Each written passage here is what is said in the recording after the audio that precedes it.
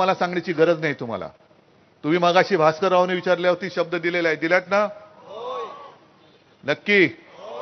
इकडे एकतर आपला लोकसभा आपल्याकडे राखलाच पाहिजे, पण गद्दार जर संपवायचा असेल, गद्दारी संपवायची असेल, तर जो उमेदवार शिवसेना तुम्हाला देईल म्हणजे आपली शिवसेना, दुसरी शिवसेना नाही. कारण मी परवाच्या सभेत बोललोय, निवडणूक चिन्ह देण्याचा अधिकार हा निवडणूक आयोगाला आहे, पण पक्षाचं नाव देण्याचा अधिकार निवडणूक आयुक्ताला नाही. तो मी देणार नाही. माझ्या पक्षाचं नाव हे माझ्या वडिलांनी आणि माझ्या आजोबांनी जे शिवसेना दिलंय हे बदलण्याचा अधिकार निवडणूक आयुक्ताला नाही. आणि जर तो त्यांनी केला तर आम्ही निवडणूक आयुक्ताला सुद्धा धोंड्या म्हणू.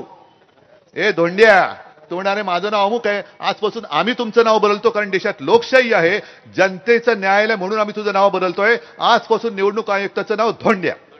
ए धोंड्या, चालेल? पण हे काम निवडणूक आयुक्ताला आम्ही नाही करू देणार. आमच्या शिवसेनेचं नाव कोणी तुमच्या किती पिढ्या आल्या तरी आम्ही बदलायला देणार नाही. आणि मी पत्रकारांना सुद्धा सांगतोय की जी काही गुंडागर्दी सुरू आहे, शिवसेनेच्या गुंडावरती हल्ला, शिवसेनेत गुंड नाहीत, शिवसेनेमध्ये सैनिक आहेत.